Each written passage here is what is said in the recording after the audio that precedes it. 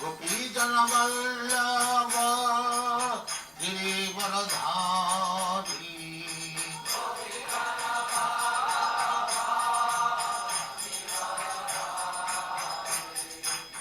गोपीजन वल्लभ गिरिवरधारी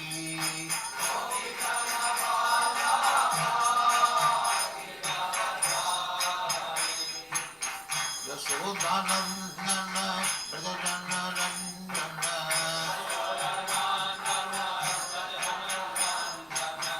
यशोदानंदन ब्रजजन रंजन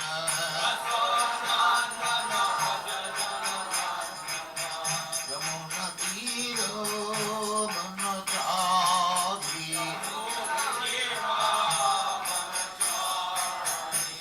यमुना तीर वनचारी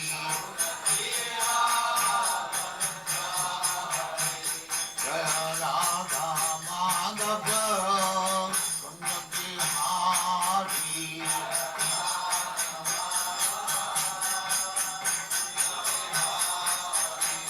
जय राधा माधव कुंज बिहारी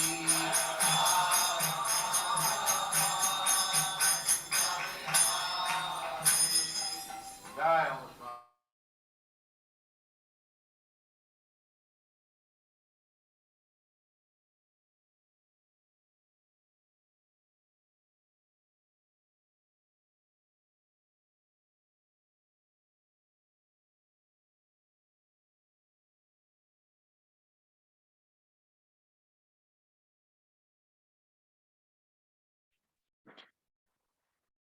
हरे कृष्णा।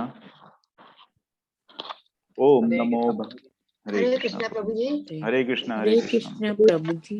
हरे कृष्णा माता जी। हरे कृष्णा प्रभु जी। हरे कृष्णा माता जी। हरे कृष्णा हरे कृष्णा। ओम नमो भगवते वासुदेवाय। ओम नमो भगवते वासुदेवाय। ओम नमो भगवते वासुदेवाय। ओम नमो भगवते वासुदेवाय। ओम नमो भगवते वासुदेवाय। ओम ओम नमो नमो भगवते वासुदेवाय। नारायणं नमस्कृत्य नारायणं नमस्कृत्य नरं चैव नरोत्तमं नरं चैव नरोत्तमं देवीं सरस्वतीं व्यासं देवीं सरस्वतीं व्यासं ततो जयो मुदीरयेत्। ततो जयमुदीरयेत्। नष्टप्रायेषु अभद्रेषु नष्टप्रायेषु भद्रेषु नित्यं भागवत सेवया नित्यं भागवत सेवया भगवती उत्तमा श्लोके भगवते श्लोके भक्तिर्भवति नैष्ठिकी। भक्तिर्भवति नैष्ठिकी। हरे कृष्णा। आप सभी का स्वागत है। हरे कृष्णा सभी को हरे कृष्णा। हरे कृष्णा माता जी। हरे कृष्ण प्रभु जी। हरे कृष्णा हरे कृष्णा। आज हम 17वें श्लोक से आगे बढ़ेंगे। एवं ग्रहेषु सक्तानां प्रमत्तानां तदीहया अत्यक्रामत् अविज्ञातः कालः परं दुस्तरः। एवं ग्रहेषु सक्तानां प्रमत्तानां तदीहया अत्यक्रामत् अविज्ञातः कालः परम दुस्तरः। शब्दार्थ। एवं इस तरह ग्रहेषु घरेलू मामलों में सक्ता नाम अत्यंत आसक्त पुरुषों के प्रमत्ता नाम बेवकूफी से आसक्त तत् इहया ऐसे विचारों में निमग्न अत्यक्रामत पार कर गया अविज्ञातः अनजाने कालः सनातन काल परम परम दुस्तरः दुर्लंघ्य। भावार्थ। जो लोग घरेलू मामलों में अत्यधिक लिप्त रहते हैं और उन्हीं के विचारों में मग्न रहते जाते हैं उन्हें दुस्तर सनातन काल अनजाने ही धर दबोचता है। मेरे साथ पढ़िए। जो लोग घरेलू मामलों में में अत्यधिक लिप्त रहते हैं अत्याधिक लिप्त रहते हैं और उन्हीं के विचारों में और उन्हीं के विचारों में मग्न रहते जाते हैं। भग्न रहते जाते हैं। उन्हें दुस्तर सनातन काल उन्हें दुष्ट सनातन काल अनजाने ही धर दबोचता है। जिनको ही दर्द पहुंचता है। यहाँ पे दुस्तर सनातन काल कह रहे हैं, कहा है। दुस्तर का शब्दार्थ जो दिखाया दुर्लंघ्य। दुर्लंघ्य, दुर मतलब बुरा है ना, और जो लंघ्य मतलब लांघा ना जा सके, जिसको पार न किया जा सके। तो ऐसा सनातन काल के बारे में बात कर रहे हैं, जो काल मतलब सबको दबोचता है, इससे आप पार नहीं पा सकते, है ना। तात्पर्य माता जी। हरे कृष्ण। अच्छा। संदीप प्रभु जी। हरे कृष्णा प्रभु जी। हरे कृष्ण हरे माता जी। कृष्ण, हरे कृष्ण प्रभु। तात्पर्य शीला प्रभुपाद के द्वारा। शीला प्रभुपाद की जय। मैं अब सुखी हूँ। अब सब कुछ ठीक ठाक है। मेरे पास बैंक में प्रचुर धन है। अब मैं अपने लड़कों का काफ़ी जागीर दे सकता हूँ। अब मैं सफल हूँ। ये भिखारी सन्यासी ईश्वर पर आश्रित तो रहते हैं, किंतु वे मेरे सामने हाथ फैलाने आते हैं। अतः मैं परमेश्वर से भी बढ़कर हूँ।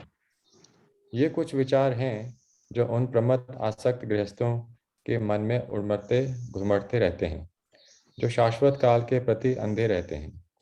हमारी आयु सीमित है और परम इच्छा से नियत किए गए काल के विपरीत इसे एक क्षण भी बढ़ा पाना संभव नहीं है। मनुष्यों के लिए ऐसा समय अत्यंत मूल्यवान है और इसे सत्कर्ता से बिताया जाना चाहिए, क्योंकि अदृश्य रूप से बीते एक क्षण को कठिन कमाई से संग्रह किए गए हजारों सोने के सिक्कों से भी बदला नहीं जा सकता। मानव जीवन का प्रत्येक क्षण अंततः जीवन की समस्याओं को हल करने के निमित्त अर्थात बारंबार जन्म मृत्यु एवं 84 लाख योनियों में भटकते रहने से छुटकारा पाने के लिए है। यह भौतिक शरीर जो जन्म तथा मृत्यु, रोग तथा बुढ़ापे से ग्रस्त होता रहता है, जीव के समस्त कष्टों की जड़ है। अन्यथा जीव तो शाश्वत है, ना तो वह कभी जन्मता है ना कभी मरता है। मूर्ख लोग इस समय समस्या को भूल जाते हैं। उन्हें इसका पता ही नहीं रहता कि जीवन की समस्या को किस तरह हल किया जाए। उल्टे वे क्षणिक पारिवारिक झंझटों में उलझे रहते हैं और उनकी समझ में ये नहीं आता कि शाश्वत समय अदृश्य रूप से बीतता जा रहा है। उनकी सीमित आयु हर क्षण घटती जा रही है और जन्म मृत्यु एवं रोग तथा बुढ़ापे के चक्कर की सबसे बड़ी समस्या ज्यों की त्यों बनी रहती है ही भ्रम कहलाता है। किंतु जो व्यक्ति श्री भगवान की भक्तिमय सेवा के प्रति जागरूक रहता है, उस पर यह भ्रम प्रभाव नहीं डाल सकता। युधिष्ठिर महाराज तथा उनके भाई पांडव सभी भगवान श्री कृष्ण की सेवा में लगे रहते थे और उन्हें इस भौतिक जगत के मायावी सुख के प्रति तनिक भी आकर्षण न था। जैसा कि हम पहले बता चुके हैं, महाराज युधिष्ठिर भगवान मुकुंद यानी मोक्षदाता भगवान की सेवा में अचल थे। अतः उन्हें स्वर्ग के उपलब्ध जीवन की सुख की भी आकर्षण न था, क्योंकि वे ब्रह्मलोक तक में उपलब्ध सुख क्षणिक तथा भ्रामक होता है। क्योंकि जीव शाश्वत है, अतः वह भगवान के अनित्य धाम यानी परिव्योम में ही सुखी रह सकता है, जहाँ से बारंबार जन्म मृत्यु रोग तथा बुढ़ापे के इस भूभाग में कोई नहीं लौटता। अतः ऐसा कोई भी सुख या भौतिक सुविधा जो शाश्वत जीवन प्रदान नहीं कर सकती, शाश्वत जीवन के लिए भ्रम ही है। तो जो इस तथ्य को समझ लेता है वह विद्वान है, और ऐसा विद्वान व्यक्ति ब्रह्म सुख के नाम से विख्यात वांछित लक्ष्य को प्राप्त करने के लिए किसी भी भौतिक सुख का बलिदान कर सकता है। इस सुख के लिए वास्तविक योगी तक लालायित रहते हैं, और जिस तरह भूखा व्यक्ति भोजन के बिना अन्य समस्त सुख सुविधाओं से सुखी नहीं बनाया जा सकता, उसी प्रकार जिसे आध्यात्मिक परम सुख की भूख है, उसे कितना ही भौतिक सुख क्यों ना प्राप्त हो, किंतु इसकी यही भूख बुझती नहीं। अतएव इस श्लोक में वर्णित उपदेश को महाराज युधिष्ठिर पर या उनके भाइयों तथा माता पर लागू नहीं किया जा सकता। यह धृतराष्ट्र जैसे व्यक्तियों के लिए है जिन्हें शिक्षा देने के लिए विदुर विशेष रूप से आए। हरे कृष्ण प्रभु जी। हरे कृष्ण। तो ये प्रभुपाद ने बहुत अच्छा समझाया है कि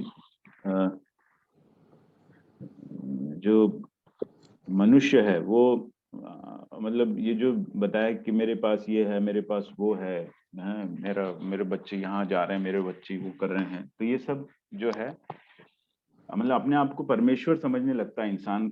एक स्थिति ऐसी आती है, कई कई हमारे जीवन में भी कई ऐसे एग्जाम्पल सामने आते हैं कि लोगों को के पैर मतलब जमीन पे ही नहीं रहते हैं, है ना, वो अपने आप को पूरा परमेश्वर से कम नहीं समझते हैं। तो बड़ा मतलब उनको देख के आप लोग सब समझ सकते हैं। अब जो इस आध्यात्मिक राह पर हैं या भक्ति राह हैं, तो उन्हें उन्हें सब समझ में आता है कि क्या क्या सच है ना। वो धीरे धीरे समझने लगते हैं कि ये सब जो चीजें हैं ये व्यर्थ हैं एक्चुअली। तो क्योंकि इंसान अपने आप को जब परमेश्वर समझने लगता है तो उसका जो उसका ज्ञान उसका दिखता है उसमें, है ना। तो 84 लाख योनियों में इसलिए वो भटकता रहेगा। उनसे जब अगर हम बात करते हैं कि आप भक्ति मार्ग में भी थोड़ा सा ध्यान दीजिए, आध्यात्मिक मार्ग में भी बात ध्यान दीजिए, तो वो कहते हैं कि हम अभी उम्र नहीं है। जैसा ये बताया, जो जन्म तथा मृत्यु, रोग, बुढ़ापे से ग्रस्त होता है, जीवन में समस्त कष्टों की जड़ है, जीव तो शाश्वत है ना। तो ये समझ में नहीं आता एक्चुअली। तो वो कहते हैं कि जो हम अभी कर रहे हैं, ये करने की जो उम्र है वो 60 साल के बाद है। जबकि उन्हें ये समझ में नहीं आता कि ये शरीर उस वक्त तक आपका साथ देगा कि नहीं देगा, है ना। तो क्या सही समय है, ये भी समझ में नहीं आता कि कौन सा सही समय है। तो कई लोग बोलते हैं कि ये तो बहुत जल्दी है, मतलब उम्र में अगर आप छोटे हैं तो बोलते हैं बहुत जल्दी है। तो ये वो इसको भूल जाते हैं कि ये बहुत लेट हो जाता है हम लोगों के लिए। अगर वो जितना भी लेट जितने जब भी हम शुरू करते हैं वो लेट ही है। ये तो शुरू से, जन्म से शुरू हो जाना चाहिए, है ना, भक्ति मार्ग पे। तो शरीर साथ देगा नहीं देगा, ये जन्म, मृत्यु और बुढ़ापा ये चलता रहेगा, है ना। ये बहुत समझना बहुत जरूरी है। और इसमें प्रभुपाद ने एक बहुत अच्छा बताया है कि ये जो इस सुख के लिए वास्तविक योगी लालायित रहता है। मतलब आप देखिए यहाँ पर हम लोग कितने लोग हैं, 44 लोग हैं, है ना। सुबह से 8 बजे कोई भूख तो है ना हम लोगों में, जो साथ में बैठ के हम लोग भगवान को समझने की कोशिश कर रहे हैं, है ना। तो ये जो भूख है ये समझ में नहीं आएगी। जो भौतिक सुख, जिस भौतिक सुख जो देखता है उसको, ये आध्यात्मिक परम सुख की भूख, ये जो प्रभुपाद ने लिखा है, ये भूख को वो नहीं समझ पाएगा, है ना। कई लोग देखते हैं, कई भक्त नाच रहे हैं, गा रहे हैं मंदिर के अंदर, जब कीर्तन चालू होता है तो अपने आप नाचने लगते हैं। तो ये एक आध्यात्मिक भूख है उनकी, है ना, जो उनको नचा रही है। हमारे साथ भी होता है ऐसा। तो ये भूख को वो भौतिक सुख वाले जो लोग हैं वो समझ नहीं पाते हैं। और ये बहुत, देखिए कितने कम लोग हैं जो इस चीज में आगे बढ़ते हैं। तो इस भूख को हमको मतलब भूख को खत्म नहीं होने देना है। ये आध्यात्मिक भूख आपकी बढ़ती रहेगी। और जैसा भक्ति के अंदर हम लोग आगे बढ़ते हैं, तो भक्ति जैसे कई बार भगवत गीता में भी भगवान ने बताया कि भक्ति का जो ये है पेड़ है, इसको हमको सींचते रहना है। तो अभी हम क्या कर रहे हैं, अभी हम सींच रहे हैं इसको, है ना। ये लता जो है, भक्ति रूपी जो लता है, ये धीरे धीरे बढ़ रही है आपकी। और एक समय आएगा जब ये इसको पार कर जाएगी, आपके भौतिक जगत को पार करके वैकुंठ की तरफ बढ़ेगी, है ना। और भक्ति में धीरे धीरे जब हम आगे बढ़ते हैं तो फिर ऐसा भी बताया गया है इसमें आपके भक्ति रसामत सिंधु, और इसमें जैसे हम पढ़ेंगे आगे, कि एक समय आता है कि भक्त को वैकुंठ भी धाम भी नहीं चाहिए उसको। तो जहाँ जहाँ भगवान की वो भक्ति करता, वही वृंदावन है, वही वैकुंठ लोक है, वही गोलोक है।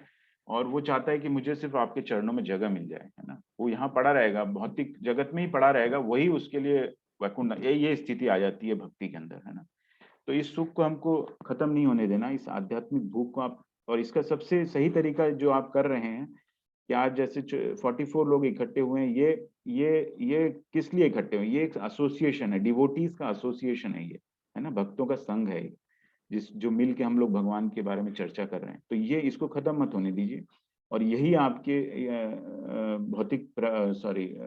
भक्ति के प्रगति में बहुत सहायता करेगा। 18वां श्लोक लेते हैं।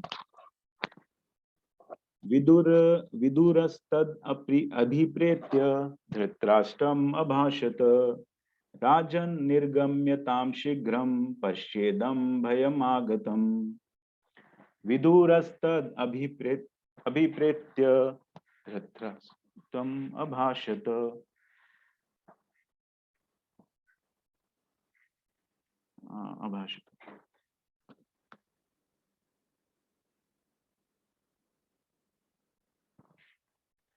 विदुरस्तद अभिप्रेत्य धृतराष्ट्रम अभाषत। सॉरी मैं अटक रहा हूँ।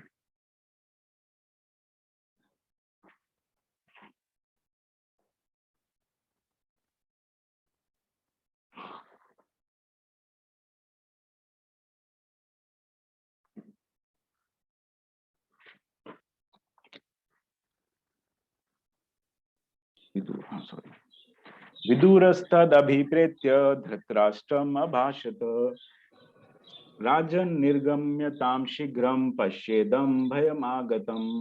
मेरे साथ पढ़िए। विदुरस्तद अभिप्रेत्य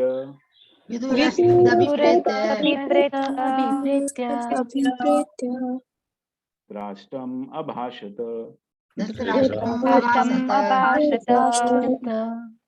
राजन निर्गम्यतां शीघ्रं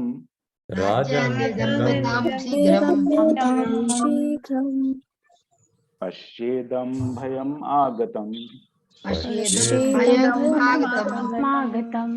शब्दार्थ। विदुरः महात्मा विदुर ने तत् वह अभिप्रेत्य ठीक से जानकर धृतराष्ट्र से अभाषत कहा, राजन हे राजा, निर्गम्यताम कृपा करके बाहर निकलें, शीघ्रम शीघ्र ही, पश्य देखो, इदम इस भय को, आगतम पहले से आया हुआ।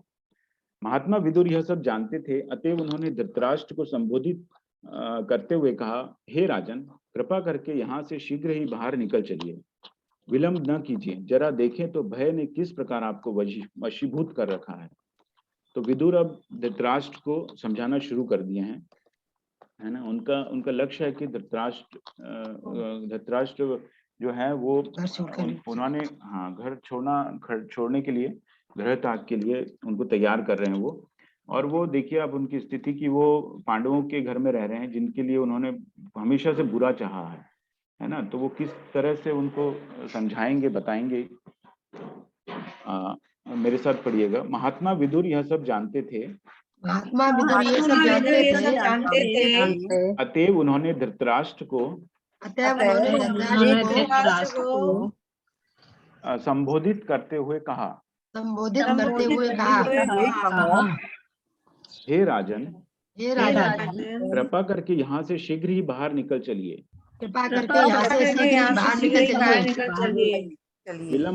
विलंब न कीजिए, जरा देखें तो भय ने किस प्रकार आपको वशीभूत कर रखा है।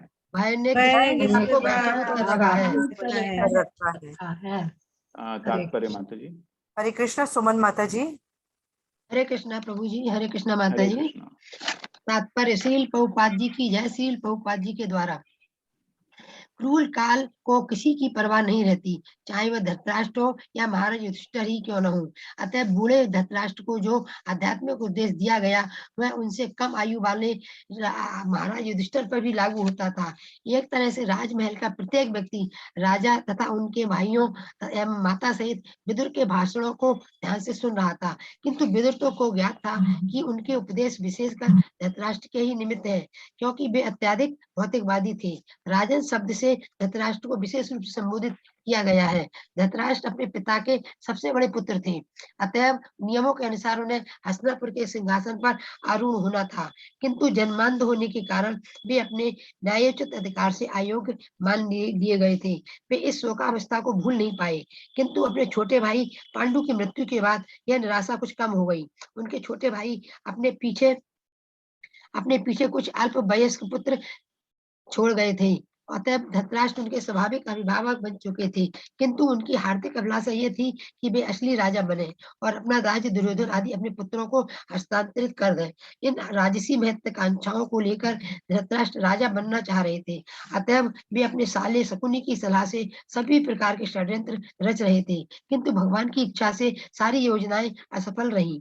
वे अंतिम अवस्था में भी अपना सब कुछ सारे लोग तथा अपना सारा धन खोकर भी राजा बने रहना चाहते थे, क्योंकि वे महाराज युधिष्ठिर के ताऊ जो थे, अथवा अपना कर्तव्य समझकर महाराज युधिष्ठिर ने धृतराष्ट्र की राजसी प्रतिष्ठा को बनाए रखा और धृतराष्ट्र सुखपूर्वक राजा बने रहने अथवा महाराज युधिष्ठिर के राजसी ताऊ होने के भ्रम में अपने इन्हें गिने दिन काट रहे थे। विदुर धृतराष्ट्र के छोटे कर्तव्यनिष्ठ स्नेही भाई एवं एक साधु पुरुष होने के कारण एक साधु पुरुष उन्हें रोग तथा बुढ़ापे की नींद से जगाना चाह रहे थे। अतः उन्होंने व्यंग्य पूर्वक धृतराष्ट्र को राजन कहकर संबोधित किया, जबकि वास्तव में राजा तो थे नहीं, हर व्यक्ति सनातन काल का दास है। अतः कोई भी इस भौतिक जगत में राजा नहीं हो सकता। राजा का अर्थ है वह जो आज्ञा दे सके। एक सुप्रसिद्ध अंग्रेज राजा काल तथा ज्वार भाटा को आदेश देना चाहता था, किंतु काल तथा ज्वार भाटा ने उसकी आज्ञा का पालन करने से इनकार कर दिया। अतः इस भौतिक जगत में मनुष्य मिथ्या का राजा होता है और धृतराष्ट्र को विशेष रूप से उनके मिथ्या पद का तथा उन वास्तविक भयानक घटनाओं का जो उस समय घट चुकी थी स्मरण दिलाया जा रहा था। विदुर ने उनसे तुरंत ही इस अवस्था से बाहर निकल आने के लिए कहा। यदि वे तेजी से बढ़ने वाली इस भयावह परिस्थिति से महाराज युधिष्ठिर परिस्थिति से बचना चाह रहे हो, उन्होंने महाराज युधिष्ठिर से इस प्रकार नहीं कहा, क्योंकि उन्हें पता था कि महाराज युधिष्ठिर इस विकट संसार की भयावह परिस्थिति से अवगत हैं और कालक्रम में वे स्वयं अपनी रक्षा कर सकेंगे, भले ही उस समय विदुर वहां उपस्थित ना हो। हरे कृष्ण प्रभु जी। हरे कृष्ण माता जी। हरे कृष्ण सभी को। हरे कृष्ण हरे कृष्ण। तो दुर्योधन धृतराष्ट्र हैं जो उनका जो मोह है वो अभी भी खत्म नहीं हो रहा है ना। वो ये सोच रहे हैं कि जो मैं उनका रिलेटिव हूँ पांडवों का और उनका मैं रिश्तेदार हूँ, तो मुझे मेरा हक है ये राज करने का, है ना। तो ये मोह अभी भी नहीं जा रहा उनके, जबकि विदुर उनको समझाना, उन्होंने क्या क्या उनके साथ किया है वो उनको बताएंगे, है ना, समझाएंगे कि क्या क्या हुआ है पिछले उसमें स्मरण घट चुकी थी, उन वास्तविक भयानक घटनाओं का जो उस समय घट चुकी थी स्मरण दिलाया जा रहा था, है ना। तो विदुर उनको धीरे धीरे उनको याद दिलाएंगे किस तरह से, और वो अभी भी समझ नहीं पा रहे हैं धृतराष्ट्र की वो किस स्थिति में है एक्चुअली, और वो उनका मोह छूट नहीं रहा है। तो विदुर किस तरह उनको उस भौतिक बंधन से कैसे मुक्त करेंगे वो देखिए, मुक्त इन द सेंस उसको बाहर कैसे निकालेंगे उनसे। अगला श्लोक पढ़ते हैं 19वां। प्रतिक्रिया न यस्येह कुतश्चित् कर्हिचित् प्रभो स एष भगवान् कालः सर्वेषां नः समागतः। प्रतिक्रिया न यस्येह कुतश्चित् कर्हिचित् प्रभो स एष भगवान् कालः सर्वेषां नः समागतः। मेरे साथ पढ़िएगा। प्रतिक्रिया न यस्येह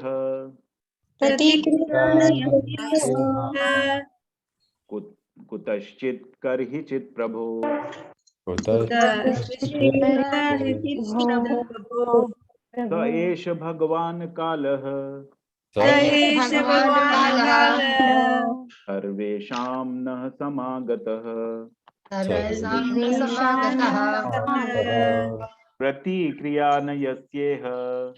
समागतः। प्रतिक्रिया न यस्येह कुतश्चित् कर्हिचित् प्रभो स एष भगवान् कालः सर्वेषां नः समागतः।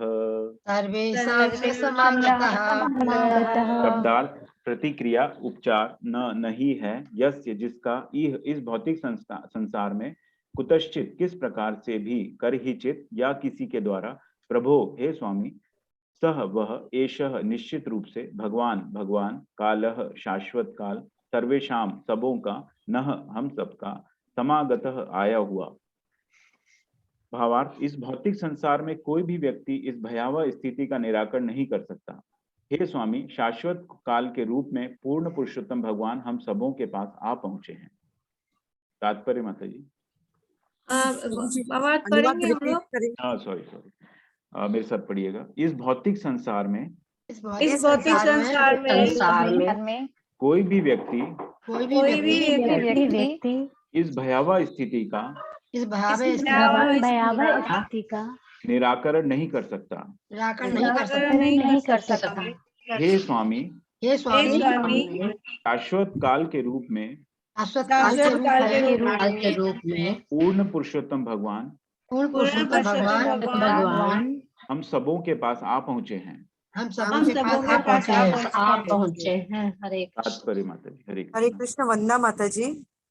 हरे कृष्ण प्रभु जी, हरे कृष्ण माता जी। हरे कृष्ण शिल माता जी। प्रभुपाद कीजिए। शिल प्रभुपाद द्वारा तात्पर्य, ऐसी कोई बेहतर शक्ति नहीं है जो मृत्यु के क्रूर पंजे को रोक सके। किसी को चाहे कितना भी शारीरिक कष्ट क्यों न होता हो, तब भी कोई मरना नहीं चाहता। आज की तथाकथित ज्ञान की वैज्ञानिक प्रगति के समय में भी न तो बुढ़ापे का कोई उपचार है, न मृत्यु का। वेदावस्था क्रूर काल द्वारा दी गई मृत्यु के आगमन की सूचना है, और कोई भी शाश्वत काल के बुलावे को या परम निर्णय को स्वीकार करने से इनकार नहीं कर सकता। यह सब धृतराष्ट्र को बताया जा रहा है, क्योंकि हो सकता है कि वे विदुर से इस आसन्न भयावह स्थिति से निपटन के लिए कोई उपचार ढूंढ निकालने के लिए कहें, जैसे कि वे इसकी पूरी कई बार कह चुके थे। किंतु आज्ञा देने के पूर्व विदुर ने धृतराष्ट्र को सूचित किया कि इस जगत में इसका किसी के पास या किसी साधन से कोई उपचार प्राप्त नहीं हो सकता, और चूंकि इस भौतिक जगत में ऐसी कोई वस्तु नहीं है, अतः मृत्यु भगवान से अभिन्न है, जैसे कि स्वयं भगवान ने भगवद गीता अध्याय 10 श्लोक 34 में कहा है। हरे कृष्ण माता जी। हरे कृष्ण माता जी। एक और को चांस देते हैं। कृष्ण भक्त माता जी। जी हरे कृष्ण माता जी।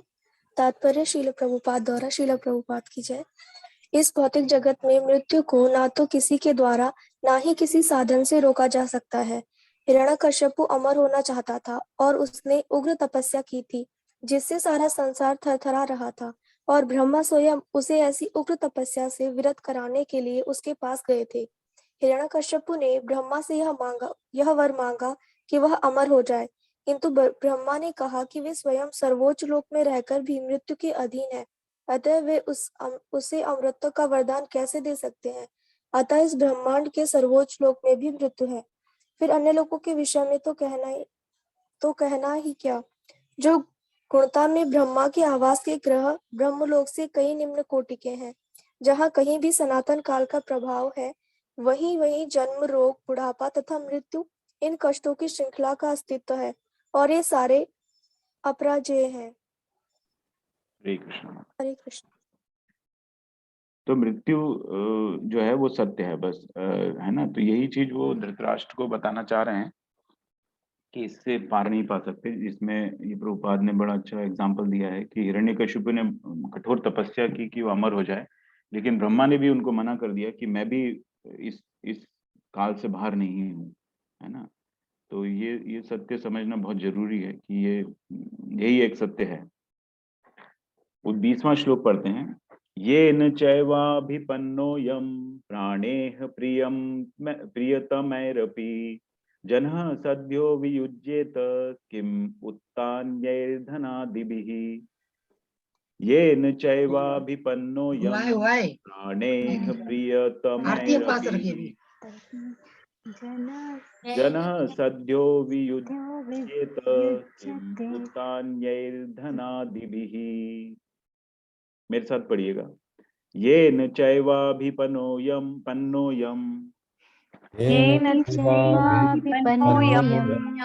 प्राणैः प्रियतमैरपि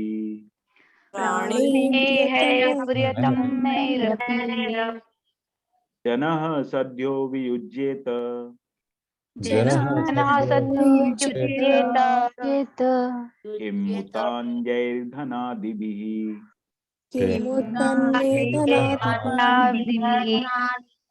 येन चैवाभिनोपय्यं पन्नोऽयं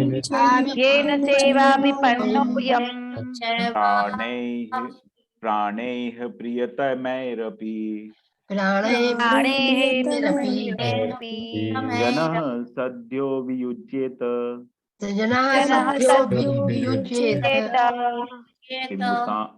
किं मुतान्यैर्धनादिभिः शब्दार्थ ये ऐसे काल द्वारा खींचा गया, च तथा एव निश्चय ही, अभिपन्नः पकड़ में या प्रभाव में, अयम यह, प्राणे जीवन से, प्रियतमय जो समूह को अत्यंत प्रिय है, अपि यद्यपि, जनः व्यक्ति, सद्यः शीघ्र, वियुज्येत त्याग दे, किम उत अन्यैः अन्य वस्तु के विषय में क्या कहा जाए, धनादिभिः यथा धन, सम्मान, संतान, भूमि तथा घर। भावार्थ, जो भी सर्वोपरि काल शाश्वत समय के प्रभाव में है, उसे अपना सबसे प्रिय जीवन काल को अर्पित करना पड़ता है।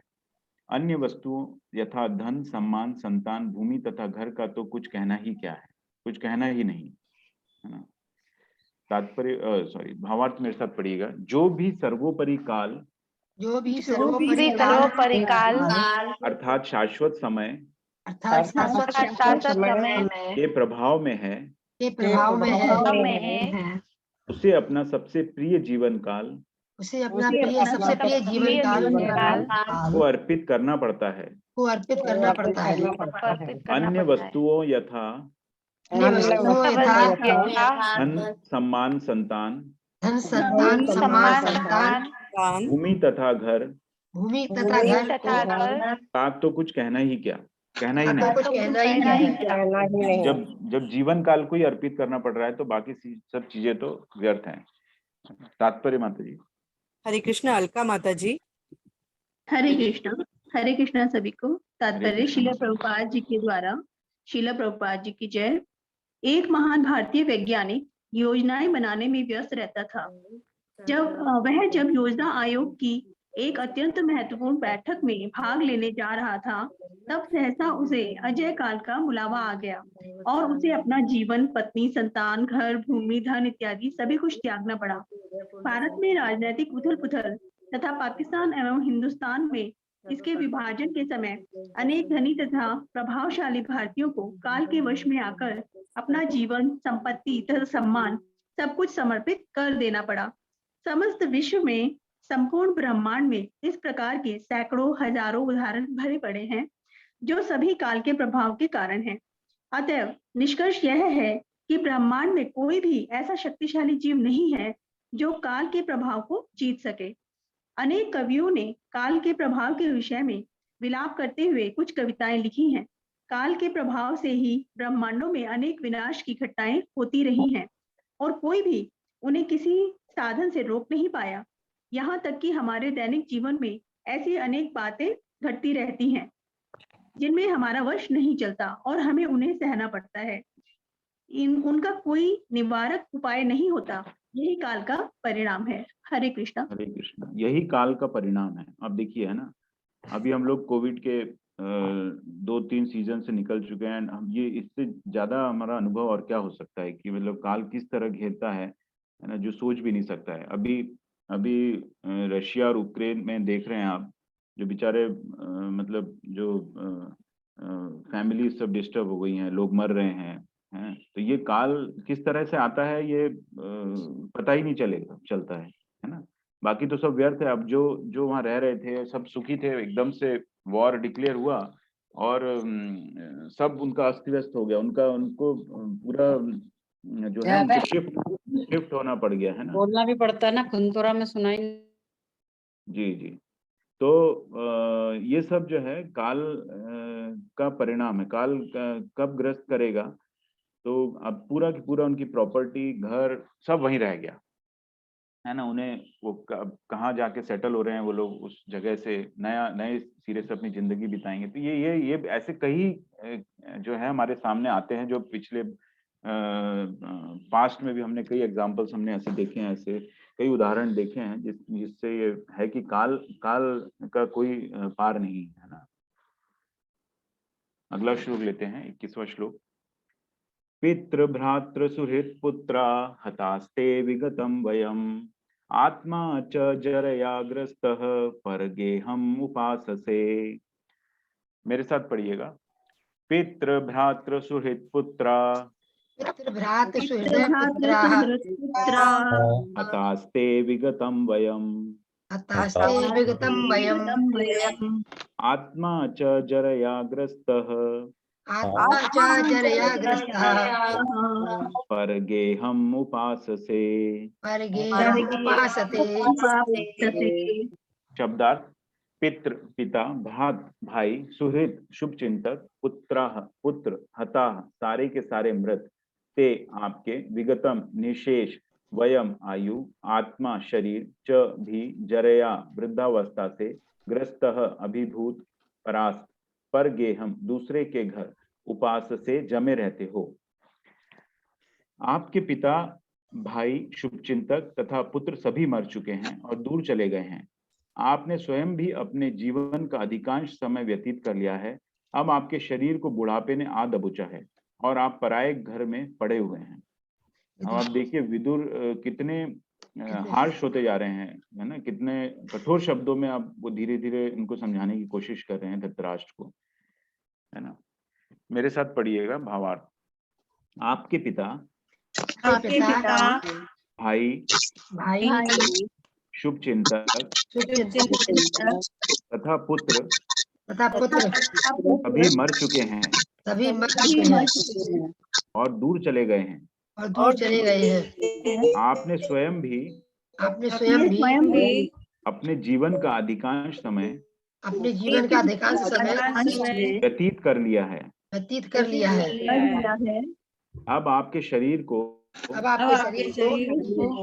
बुढ़ापे ने आ दबोचा है और आप पराये घर में पड़े हुए हैं ना। सब मर गए, सब दूर चले गए हैं, मतलब पूरी तरह से वो समझाने की कोशिश कर रहे हैं। तात्पर्य माता जी।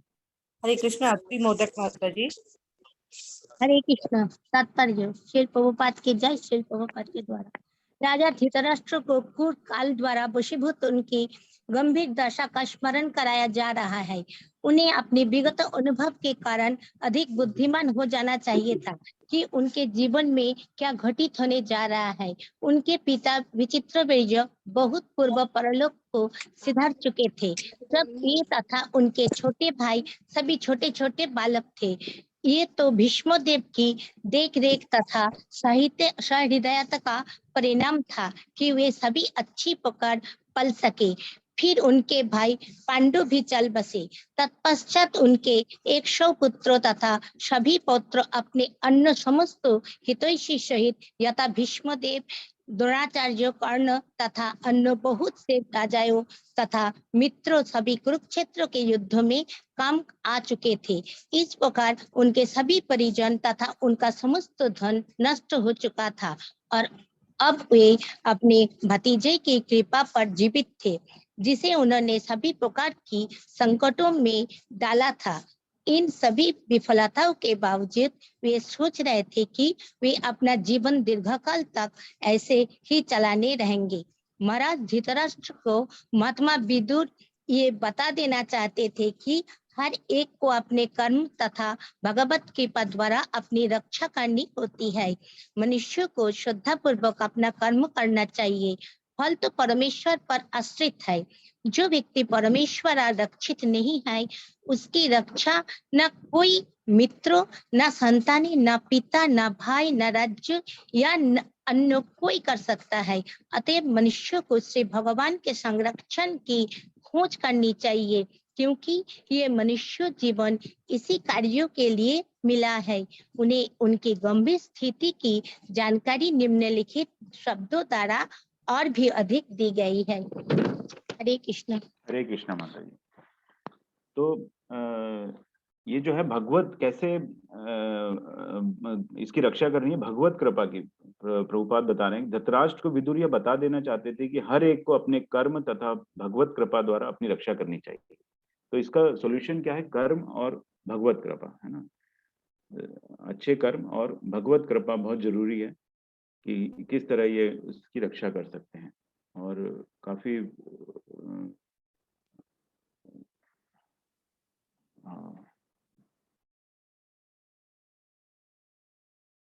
तो इन्होंने ये बताया कि सारा उनके सब देखिए पूरा पूरा जो परिवार है सब जा चुका है, लेकिन अभी धृतराष्ट्र का जो मोह है वो छूट नहीं पा रहा है, ये कहना चाह रहे हैं प्रभुपाद यहाँ पर।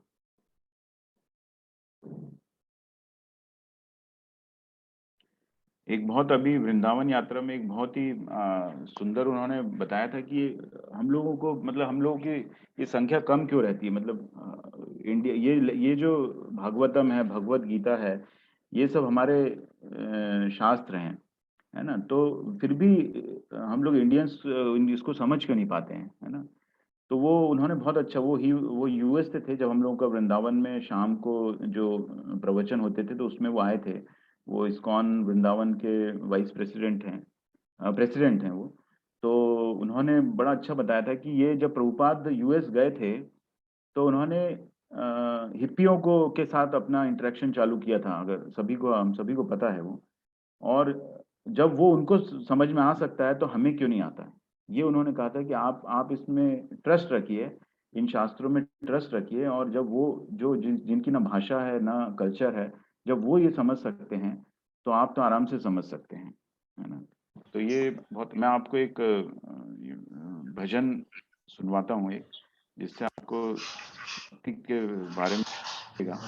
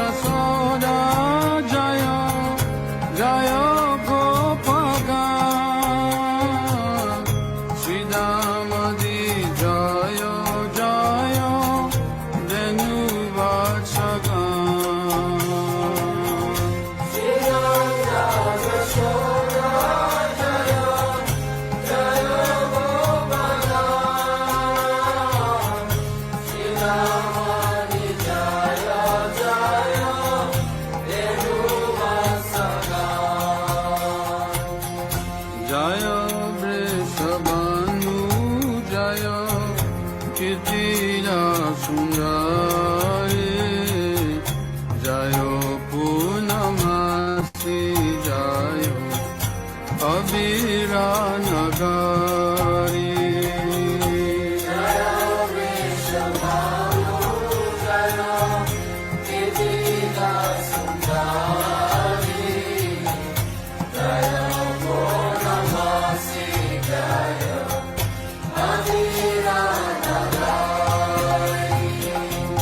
जय जय गोपीश्वर वृंदावन जय जय कृष्ण सखा बटु द्विजरा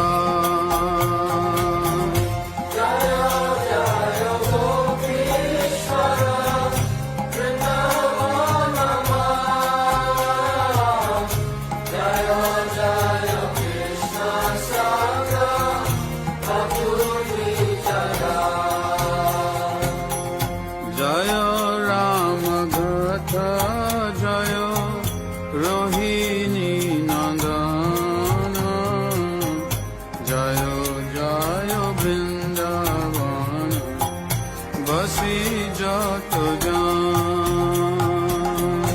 जय राम घथ जय रोहिणी नंदन जय जय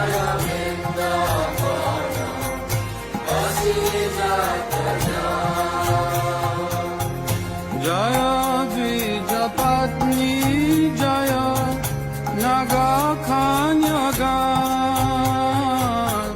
भक्ति तेजहार पैलो गोविंद चरण जय द्विज पत्नी जय नग खान्यगा